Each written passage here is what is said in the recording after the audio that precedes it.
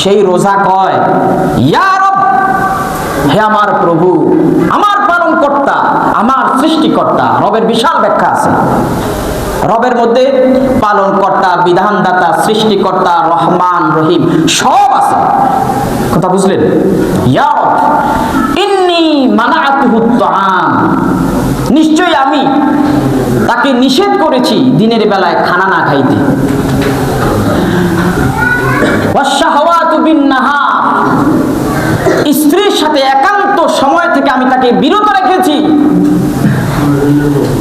আয় আল্লাহ তাআলা ফাশাফি'নি ফীহি, অতএব আজকের এই দিনে আমার সুপারিশ তার জন্য কবুল করে নেন।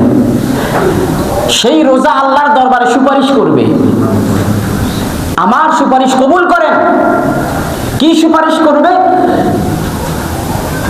ইয়াদখুলুনাল জান্নাহ, জান্নাতে প্রবেশ করানো। সুবহানাল্লাহ। রোজা বলবে, সে অনেক ক্ষুধার্ত ছিল, বাহারি রঙের খাবার তার সামনে রাখা ছিল, কোনো খাবার সে গ্রহণ করে নাই।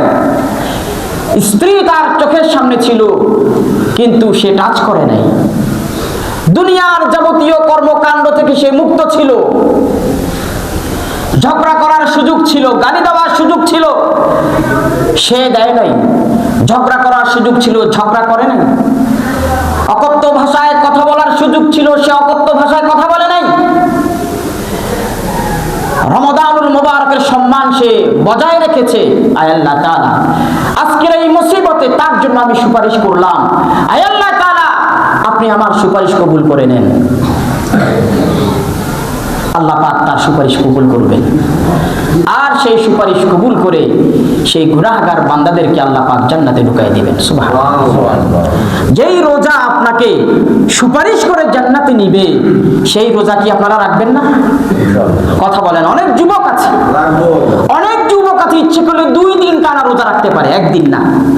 কয়দিন? গায়ে এমন জোর আছে, এমন শক্তি আল্লাহ পাক